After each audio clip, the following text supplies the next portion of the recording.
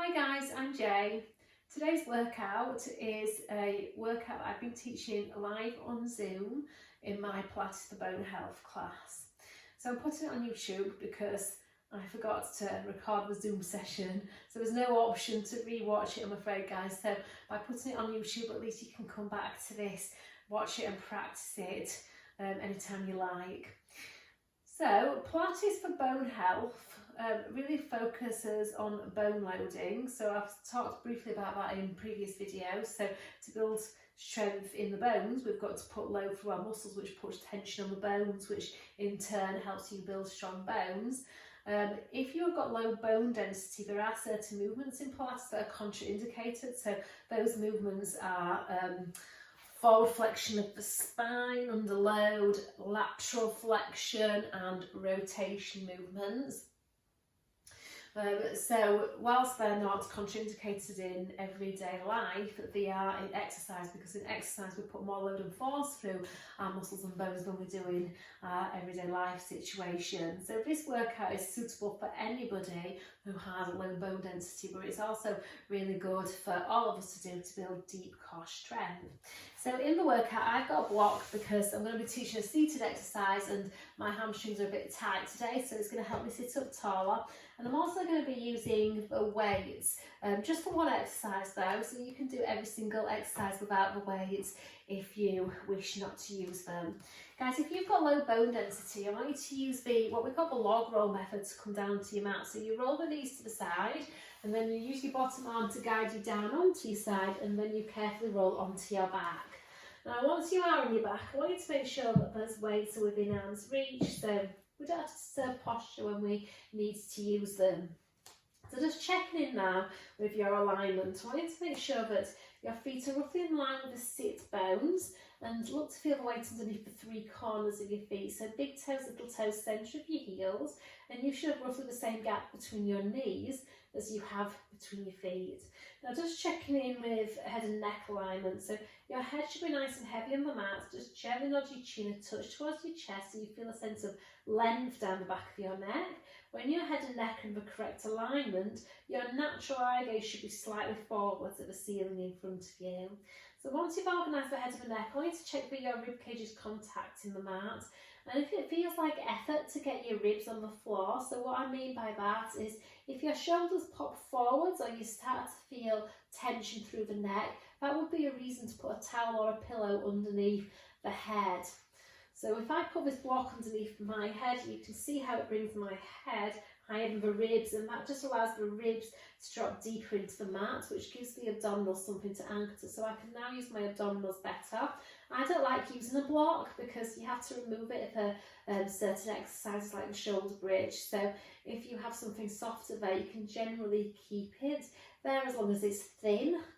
Okay, if it's thick and it starts to send your neck into too much compression, you would remove whatever is underneath your head. So I'm going to pop that to the side. Now if you need support, please make sure that you organise that.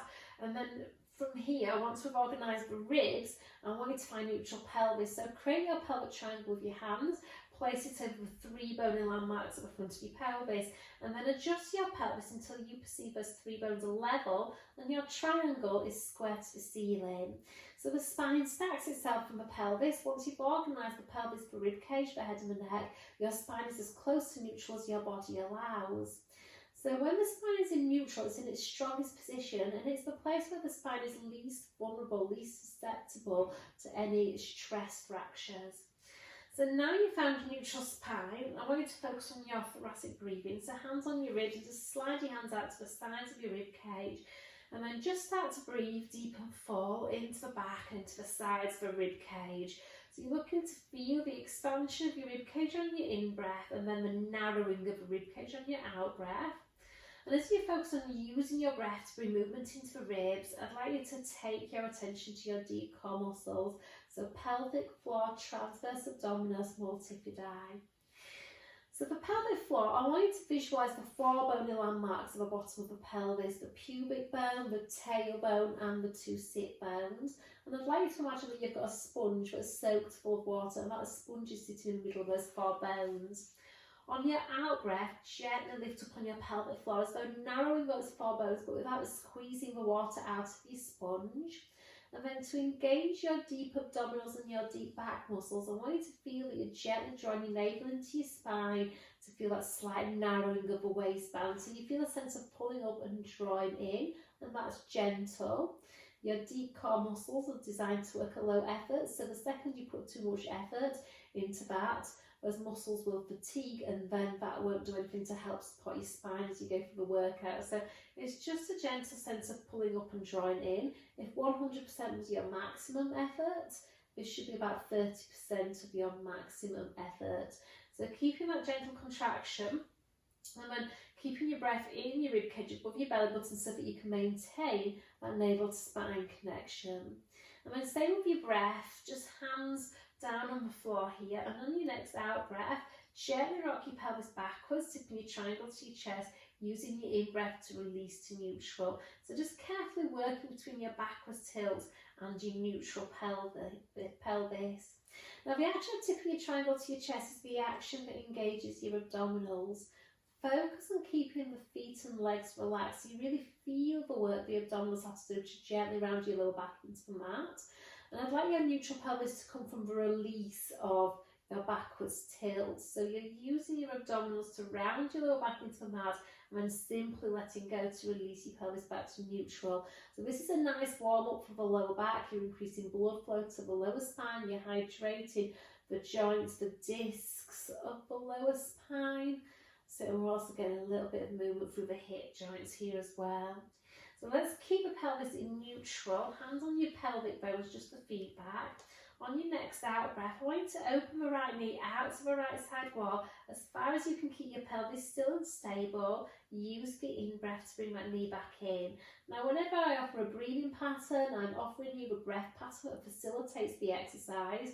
Feel free to choose a breathing pattern that works for you. Okay, but make sure you feel the coordination of breath and movement so you're not holding your breath. Now as that right leg goes out to the side, it creates a rotational force on the pelvis. So the weight of that leg is going to try and rotate your triangle to the right. So I want you to focus on resisting that by keeping that left hip really heavy on the mat. So if my left hand was underneath my left hip right now, I'd be trying to make the weight of that left hip heavier on that left hand. So the action of doing that engages the obliques, the side abdominals, and it's always the side abdominals on the opposite side that have to work a little harder to resist the rotational force that the right leg creates on the pelvis. Now when that leg comes in, I want you to change sides. So again, hands on your pelvis, the feedback, you're checking that those two pelvic bones stay level.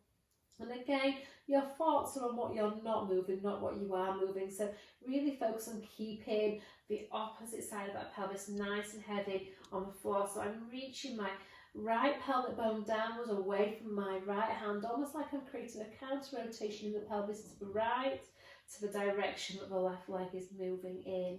Now if you start to feel too much tension in your neck, there could be a chance for you over efforting this or going a little too far with the legs. So we want to make sure that the neck can be relaxed and there's no sensation of those shoulders starting to drop forwards. Okay, so we're going to relate to the knee drop exercise as we go through today's workout. So when the knee comes back in, we're going to keep the goal of the exercise the same, but I want you to change what you ask the leg to do. So I'm just going to scoot back a little bit because I'm a bit aware now that I don't have enough space in front of me to slide my leg out straight. Okay, so again, just resetting my alignment, so pelvis is in neutral, ribs are heavy. On your next out breath, you're going to slide one leg out in front of you, using the in breath to bring that leg in. Now, as you stay on the same leg, continue the same movement. Your range of motion should be the range of motion that allows you to control your spine. And as that leg reaches away from you, the weight of that leg creates an extension force through the spine. So the weight of that leg is going to try and arch you back away from the mat, and you have to resist that by keeping your back ribs and your sacrum nice and heavy on the floor. And you've also got that rotational force to resist as well. So still focusing on keeping that left side heavy on the mat, so you're not letting the weight of that right leg, rotate the pelvis to the right. Now next time when your leg is straight, you're going to keep that leg there, and on your in-breath you're going to raise that leg up to the ceiling. On your out-breath, lower that leg down. And again, I want you to choose the range of motion that allows the pelvis to be still and stable. So as the leg goes up to the ceiling, you're not letting your lower back round into the mat, and as your leg goes down, you're not letting your lower back arch away from the mat. And trying to keep your leg straight here, and just notice where your leg starts to come into any resistance. So where is the point in the lift where you feel that the leg is resisting going any further? Okay, so just notice that, and then when you reach that leg up, I want you to hold the back of your leg with both hands. Now, if by doing so, your head tips back from the neck or your shoulders start to really pull forwards, then again, put some support underneath your head. So I am going to do that now. So it's much easier now for me to reach to the arm without changing my pelvis. So we're going to do what's called an active isolated stretch here. So what I'd like you to do is press your leg into your hands, but pull your hands into your leg, and then focus on your breathing. So as you create the effort between your hands and your leg, I want you to make sure that the two sides of the pelvis are equally weighted. You're not allowing your lower back to round into the mat, so we're still trying to keep that neutral spine. Now you're going to release the effort and then see if you can hinge your leg in a little closer. Don't force it if it doesn't want to do, but make sure you're not bending the knee to bring that leg any closer to you. And then once you've inched that leg in a little bit more, I want you to find that effort again. So press your hands into, or pull rather your hands into your leg, and press your leg into your hands, really working on keeping that length in the spine from the head to the tailbone, and then just release the effort. And then can you creep that leg in a little bit more? Make sure that the movement is coming from the right place, not the wrong place. So if you're rounding your lower back into the floor to bring that leg in further, then that movement is coming from your lower back. If you keep your pelvis in neutral as you bring your leg in further, then the movement comes from the hip joint, and that will improve mobility in the hip. If it's coming from your back, it does very little to mobilise the hip joint. So we'll do one more effort here. So pulling that leg in, checking that there's no tension in that supporting side, and again, don't go to where the leg is trembling, just find the effort between the pull and the push, and then release. And then I want you to do the same lower and lift. So I'm using my out breath to lower that leg down, and the in breath to lift that leg up. And just notice as you do this, guys, if your leg meets that same resistance in the same place, or do you feel it's a little bit more free to hinge in a little closer. Okay, so I'm not putting thoughts in your head, I just want you to notice that about your body, and then bending that leg in. So let's do that same sequence on the other side. So you breathe out to extend the leg, breathe in to bend the leg. And again, guys, your thoughts need to be on how you're using the muscles of the torso to organise the spine. So you need to think about trying to widen the back of the ribcage into the mat, trying to equally weight the pelvis, making sure that you're not pressing into the supporting leg or tension in your neck. So we want to find that stability through the torso. Okay, now in a body that works well, you should find that if you're keeping the pelvis and the spine stable, the torso muscles work reflexively to what the leg is doing. So those muscles just kick in. Okay, but sometimes we have to ask ourselves to tension those muscles if that's not happening. So you want to feel that you're gently pulling up and drawing in, but just want to feel that abdominal control. Okay, so send that leg out, and then on an in-breath, lift the leg up, and then on an out-breath, lower the leg down. And again, checking that that opposite side of the pelvis is staying heavy on the mat, you're still keeping that rib cage nice and stable, and work to keep that leg straight, and just notice where your leg meets the resistance. So where does it resist hinging in any more to your body? Okay, so really assessing hip mobility and flexion here, flexing at the hip. Now keep that leg lifted, and we're going to do that active stretch. So you're going to hold the back of your leg, reach the back of the shoulders down. Okay, so on your next out breath, you're going to push your leg into your hands and pull your hands into your leg. So really find that two-way pressure here. So pressing and pulling, and then release that effort, and then see if you can keep that leg straight, but hinge the leg in a little bit more. See if you can reach the shoulders down into the mat, and then pull the hands into your leg, press the leg into your hands, lengthen the spine. So reach, and then after about 10 seconds you release the effort, hinging in a little bit more. Okay, and again, if you're having to round your back or bend the knee, it just means, guys, that you've already reached your end range. So we're not going to force, we're not going to compensate and find that movement from elsewhere. Just work with where you can keep the leg straight, the spine in neutral, so you're isolated to the hip. Find that effort again, that pull, push, lengthen the spine, relax the neck, and release, and then do your lower and lift again, and just see if that movement is a little bit more available now. So do you feel that you can reach that leg up to the ceiling without it meeting that resistance? So can you go a little bit further until that leg meets that resistance? And then make this one your last one, and then slide that leg in. Okay, so from here, we're going to keep the knees level, but just extend the right knee. So as knees are level, hands on the pelvis. And then from here, on your out breath, you're going to take that leg out to the side and then back in. And I call this one window wipers, because the leg goes out to the side and in like the action of a window wiper. So you're going to check, guys, that that pelvis is still staying stable. So this is the same as your knee drop, but with a straight leg and a lifted leg. And a straight leg is heavier than a bent leg. And when the leg is lifted, we're putting more load from the torso. So really further challenging the abdominals, those deep spinal muscles, to stabilise the spine. Last one, just go to where you can keep that pelvis stable and then bend the knee. Okay, let's do that on the opposite side. Okay, so I'm thinking about reaching that right pelvis down, going out to the side and in, out to the side and in. So all the time here, I'm trying to focus on keeping those two pelvic bones level with one another. So that is the biggest focus, without feeling the neck kick in, without countering the movement of the left leg by opening that right knee.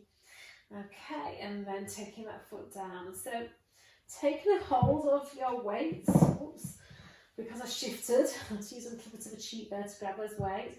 So you're going to reach the arms up to the ceiling. And then from here, I want you to take an in-breath to lift the back of the shoulders off the mat. So protract the shoulder blades, use your out-breath to retract. Just do that one more time, just to really set those shoulder blades. So we're going to keep those shoulder blades retracted, so that the chest is open, the collarbones are wide. And on your next out-breath, you're going to open those arms out to the side walls, using that in-breath to reach the arms back up to the ceiling. Okay, so what I want you to do is ideally open out to that T position. So for me, that's dictated by space, because I've got a table, I've got to do a little elbow bend to escape that table. But guys, don't do what I'm doing. Try and keep the arms nice and straight when you do this exercise. So there's a softness to the elbows, so we're not bringing pressure through the joints, we're keeping the pressure in the muscles. Now as you open out to that T position, I want you to make sure the ribs are staying down on the mat, so you get the optimal stretch across your chest and the front of the shoulders. And as you reach up to the ceiling, keep the back of the shoulders down on the mat. Okay, so if you do have low bone density, you want to focus on stretching the chest a lot.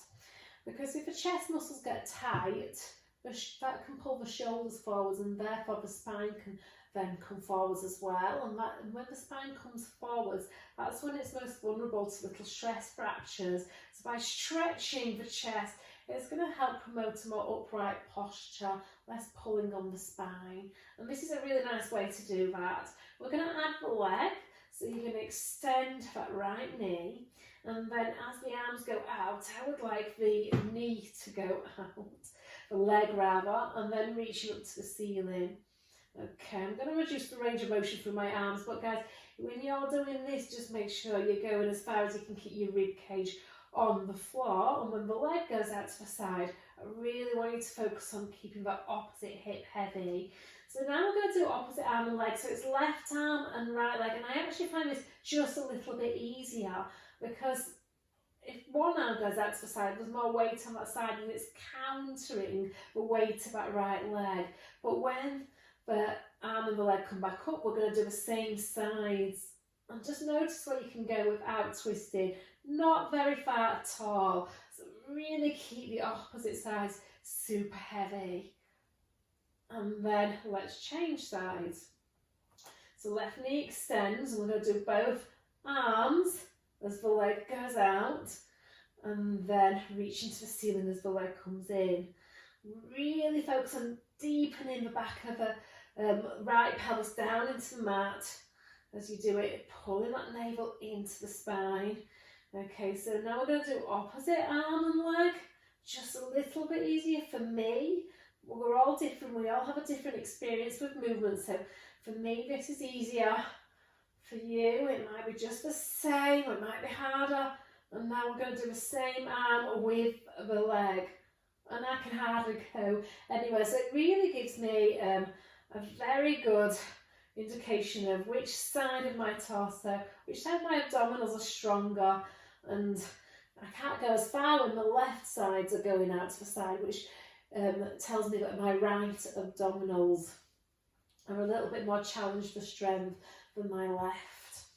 So just popping the weights away, just out of the way, and I want you to reach your arms out to that T position and just take your feet and knees a little wider, and we're just going to do a few knee rolls.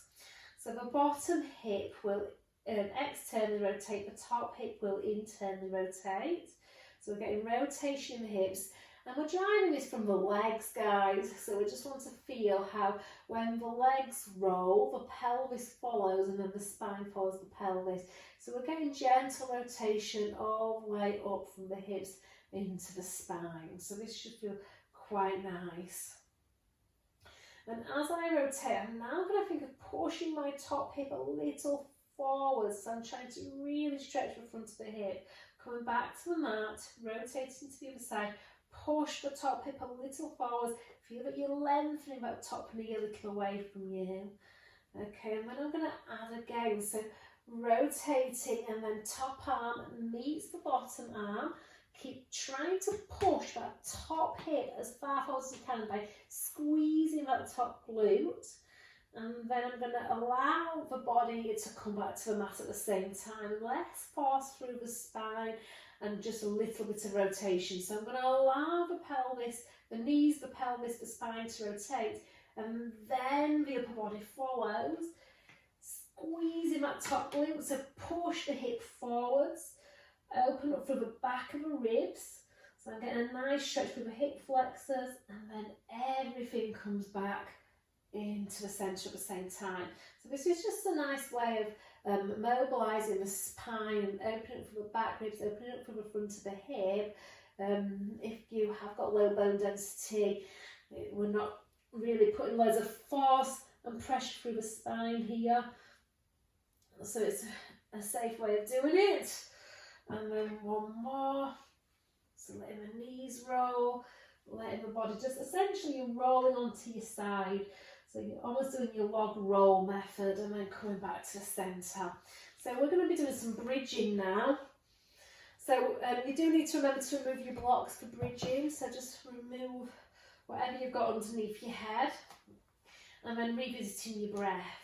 So on your out breath, I want you to rock your pelvis back and then start to peel your spine away from the mat. Take an in breath at the top, and then use an exhalation to roll down through your spine. So back of the chest, back of the ribs, back of the waist, pelvis comes down, release your pelvis to neutral. So I want you to do that just a couple more times. focusing on the segmental control that your abdominals have of the spine, so your ability to roll up one bone by one, your ability to roll down one bone by one. So I'm going to do this one more time, and the key to achieving that is that backwards tilt of the pelvis, so really focus on drawing your pubic bone up to your belly button, ribs stay soft, so there should never be a sensation of lifting upwards through the ribs, only upwards through the hips. Now this time we're going to essentially do the same thing, we're just going to get a very different way. So keeping the pelvis and the spine in neutral, you're going to push downwards into your feet to lift your hips up, and then bend from the hips to lower down. Knees go forwards, hips go up. As I lower, I'm thinking of slightly sticking my tailbone out. So the tailbone fractionally finds the mat before the ribs. So the hard bit with this exercise is to make sure there's no articulation of the spine, no rolling up, no rolling down, and that takes core control. So really opening up from the front of the hips, but building strong hips, so building strength from the back of the hips. Now I'm going to slide one leg out, and again stabilising the spine, exhaling to take that leg out, and I just want you to do a little mini hip lift and then lower down.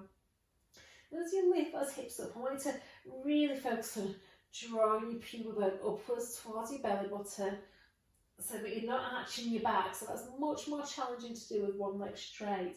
And if you can, you're going to hold it and then lift that leg up, lower that leg down, really trying to keep that pubic bone to belly button and that front rib control, minimising any rotation going through your body. And then we lower everything down and then bend the leg in. So it's essentially you lower and lift, but when we're in our little mini bridge, you've not got the floor to anchor your pelvis into. So it takes more core control, it's more challenging. Okay, so finding that again, and again drawing that pubic bone up, pushing into that supporting foot, checking guys that your back is not arching, so ribs are soft, pubic bone is up, pelvis is level.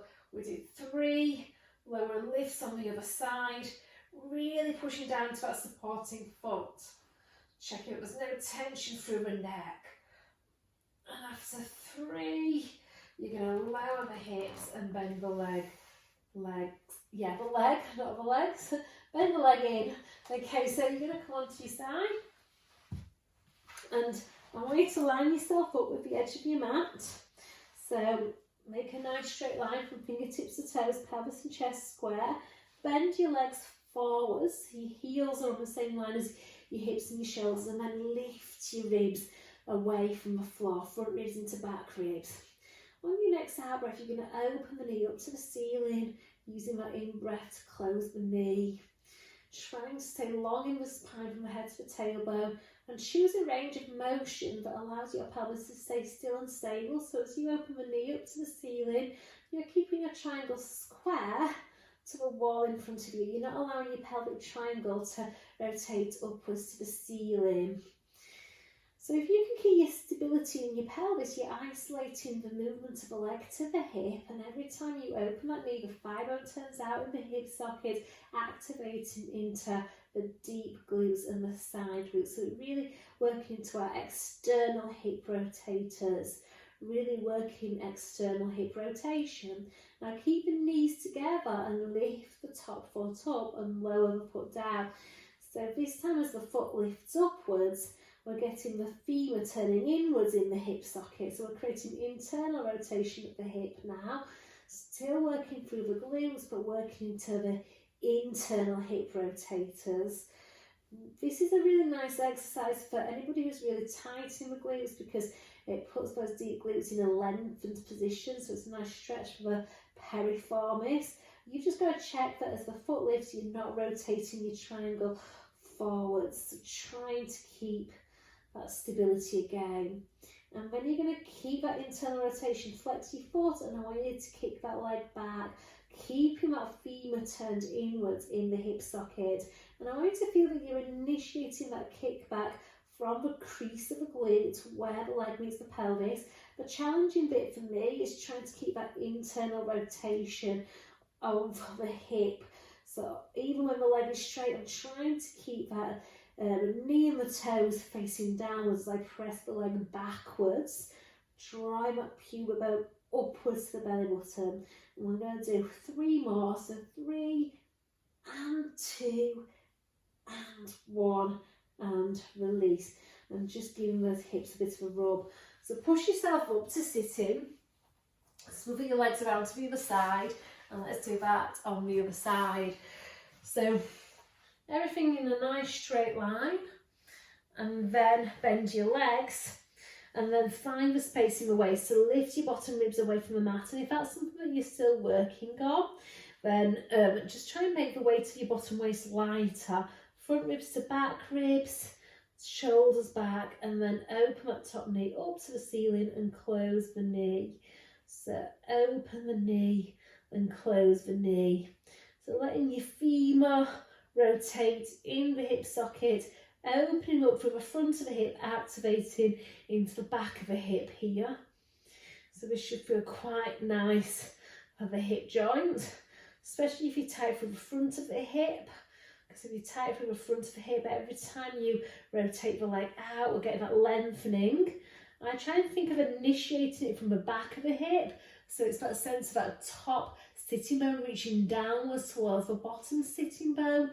Really helps me get into the back of the hip. So it's not just about the side of the hip, I'm getting into the back of the hip as well. Okay, internal rotation. And again, these types of exercises, we call them unilateral exercises, single-sided exercises. They give you a really good indication of the difference of strength between one side and the other, the difference in mobility between one side of your body and the other. And it's really normal to have imbalances. Okay, what's important, guys, is if one side can and one side can't, that's when you're going to get the symptoms of your imbalances. But if the two sides can, it just feels different. That is completely normal. So different isn't bad. It's just an observation. So you know what to work on to create more balance in your body. Okay, we're going to keep that internal rotation. Flex the foot, kick back, bend in, kick back, bending in. Still trying to work on that spinal stability. So if we can keep the organisation of the spine as we do what we're doing with the leg, then this is an abdominal exercise as well as a hip exercise. And I'm really thinking of pushing back through those glutes, like there's some resistance behind me and I'm trying to push that away from me. So I'm creating tension in the glute here. So really trying to turn the knee and the toes downwards to the floor, open it from the back of that pelvis. And then release, giving the hips a rub. So push yourself up to sitting, and this is where it might be useful to grab a block. And if you don't need a block, that's absolutely fine. So sitting on the front edge of your block, or cushion, whatever works for you. Okay, so we're going to do some seated work. So I'm going to stay with straight legs. Now I want you to find a place where your triangle is in its vertical position. So your triangle is square to the wall in front of you. The spine stacks itself on the pelvis. So if the pelvis is not in its neutral position, it's impossible for the spine to be. But when we've got the neutral pelvis, all you have to do is lift your upper back out of your lower back and lengthen up from the crown of the head. And then you're as close to neutral as your body allows. Now, if in neutral, you start to feel a lot of gripping through the hips or the quads really working, that would indicate that you need to sit on more support. So more blocks or a larger cushion or even a chair would be good. So trying to keep that lift through the spine with the shoulders back and down. On your next in-breath, I want you to reach your arms up to the ceiling. Use the out-breath to lower the arms down, initiating the reach of your arms from your back. So feel like you're initiating that lift from the shoulder blades.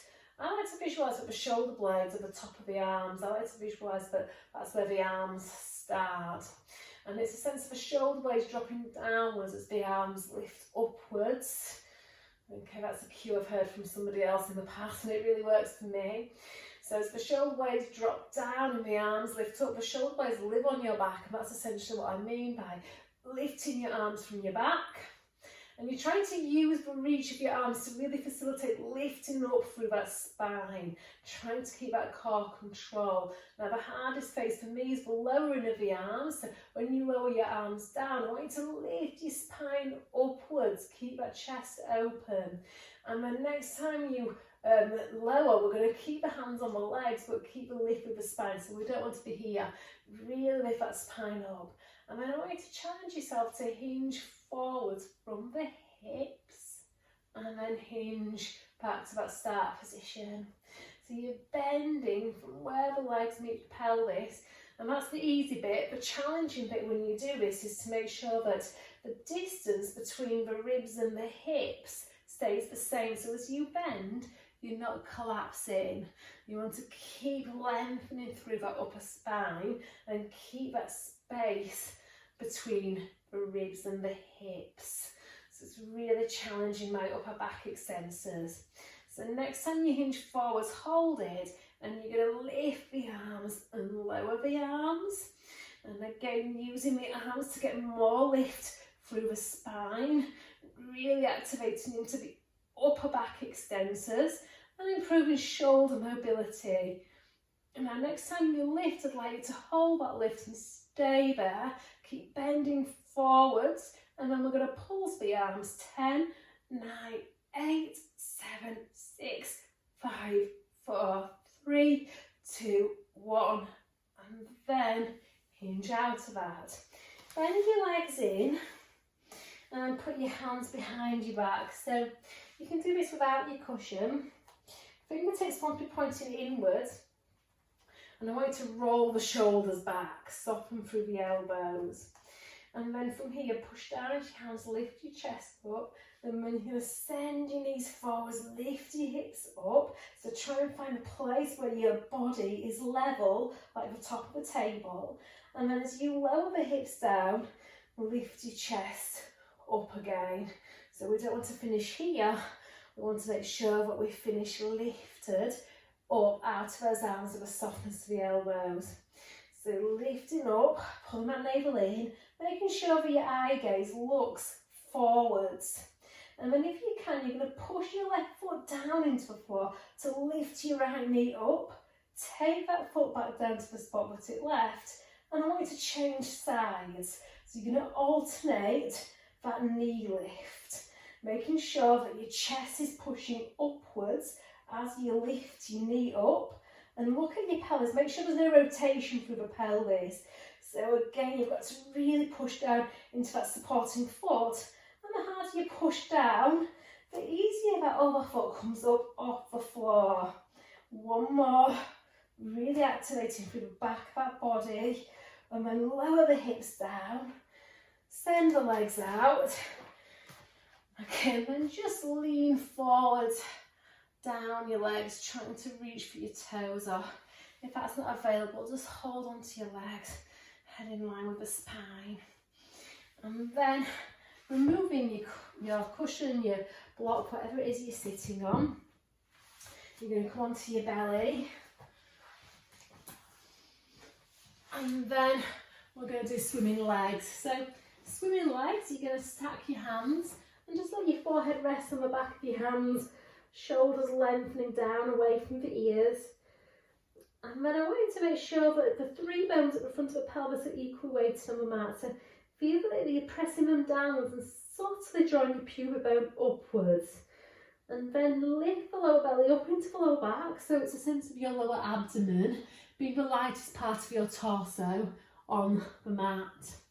And without changing your points of contact where your weight is underneath your torso, I want you to lengthen your right leg away from you, and then lift that leg up, lower that leg down, and change sides. So you're going to alternate your leg lift in your own time. Now the easy bit is lifting your leg up. The challenging bit is keeping your pelvis still and stable when you do that. So the higher you lift your leg, the more control it takes in your abdominals to stabilise your lower spine. So as that leg lift happens, I want you to reinforce drawing your pubic bone upwards towards your belly button, and just making sure there's no shift of weight from one side of the pelvis to the other. So trying to keep those 3 bones equally weighted on the mat. Okay, so I'm starting to pick a ball up here. I'm just going to move it out of the way. Okay, so really getting a feel for that, because if the legs stay straight and the spine stays stable, your glutes have to fire. We get more glute recruitment. We're going to do this one more time each side. So really working into those glutes, opening up through the front of the hip. Okay, and when we've done one more each side, I want you to reach your arms forwards. So have your hands about as wide as the mat, so slightly in a wide V shape, and then still thinking about the stability through the pelvis. You're going to hover your head off the floor, reach your armpits into the waist and feel how that drags your hands inwards. Now the action of reaching your armpits into your waist engages your lats, your side back muscles, and I want you to feel that sense of dragging your armpits into your waist. Use that to pull your chest forwards and up, so you're creating a back bend in the upper spine, and choose the range of motion that allows you to keep your weight on your pubic bone and your front bottom ribs with your lower belly nice and light on the mat. Now you're going to alternate lifting one arm up. Now if you're really tighten your lats, your side back muscles, that arm might not even lift off the mat, so you might need to have bent arms, and you can alternate a bent arm lift. Okay, so I like the straight arm version because it really allows me to connect into my lats, and those lats then help me get a little bit more traction in my back extension. So the challenge here is to keep the 2 sides of the rib cage and the 2 sides of the pelvis equally weighted on the mat, so there's no shift side to side. Lifting the arm again, you're going to get that activation in your upper back extensors, challenging shoulder mobility. Now if we can, we're going to lift opposite arm and leg, lower down and change sides. Now as I lift, I'm thinking about my grounded sides. I'm pushing them downwards into the floor to get a little bit more height on the lifting sides. So I'm trying to keep the connection the supporting arm has to my back, and the 2 sides of the pelvis equally weighted. If this can be challenged more, we lift up and we swim, so reciprocal movement. And then you can start to kick the arms and the legs, trying to keep that pelvis and rib cage stable as you do it. Breathing in for 5 counts, breathing out for 5 counts. Keep the legs straight, the elbows straight, and then release. Hands at the side of your ribs. Push yourself back into a child's pose. Try and keep a nice straight back when you do it. So it's more of a hinge from the hips, and really lengthen out through the fingertips, head in line with the spine. And then you're going to come into all fours and in your quadruped posture. I want you to find neutral spine. Okay, so find the place where your back is level like the top of the table. But then feel that you're lifting your lower belly, your front ribs up into the spine, and by lifting your chest bone up between the shoulder blades, feel how that creates a bit more space between those shoulder blades. Now you're going to keep your arms and your spine straight, but lower your chest and rib cage towards the mat to retract the shoulder blades, lift back up to protract. So just working between these 2 places here. Okay, so we feel this place where the shoulder blades come together, the place where the shoulder blades come apart. We want to feel backwards of the shoulder blades and the rib cage and forwards, but we don't want upwards and downwards. So that's a different movement of the shoulder blades. So as I do this, I'm really working to keep my spine straight. So the position of the spine in space will change, but I'm trying to keep the shape of the spine exactly the same. Now next time you lift, you're going to hold that. So we're going to try and keep that width between the shoulder blades, but maximise the length in the spine, so there's no rounding of the spine. Now all I want you to do is make the weight of your right hand lighter. So as the right hand gets lighter, just notice how the left hand gets a little bit heavier, and then can you peel that right hand off the mat? Take that hand back down and then change sides. So focus on the left hand getting lighter. Now, as you unweight the left hand, notice where that sends your weight. Okay, trying to keep the spine still so there's no movement in the spine. Supporting the shoulder, really ask it to stay down away from the ears, so send your armpit into your waist and then hover your hand. Let's do the same thing, but think about it in a different way. So now I want you to push the floor away from you with your left hand. And as you push your left hand downwards, does that unweight your right hand for that to come upwards? And then taking the hand back down, and then push your right hand down. Feel like you're pushing the floor away from you with the strength of your arm, and then allow the other one to float off. So it's the action of pushing one down that lifts the other one up. And do whichever method works for you now. So all the same, we're trying to keep the spine still and stable, and this time you're going to hover the opposite knee. So the method that works for me the most is the supporting sides that still have contact with the floor, and pushing the floor away with a supporting side and trying to really lengthen out through the spine. And then changing sides. So this is a planking method, guys, because the only goal of a plank is to keep the spine in neutral against the downwards challenge of gravity. When we start doing opposite arm and leg movements, we're challenging rotation as well. So we're having to use the spinal muscles, the deep rotators of the spine, to resist rotation when we do this. So for me, this is really, really hard. So we're going to do this one more time. Supporting shoulder staying down, opposite hand and knee lifting, and then release. Now if you're challenged with that, stay with it, rest when you want to do, come back into it when you can. If you can challenge it more, you're going to step one leg back and then the other. Now taking the legs a little bit wider, just a little bit. So normally I would go for hip distance, but going a little bit wider than that, keeping that stability. Now can you do the same here?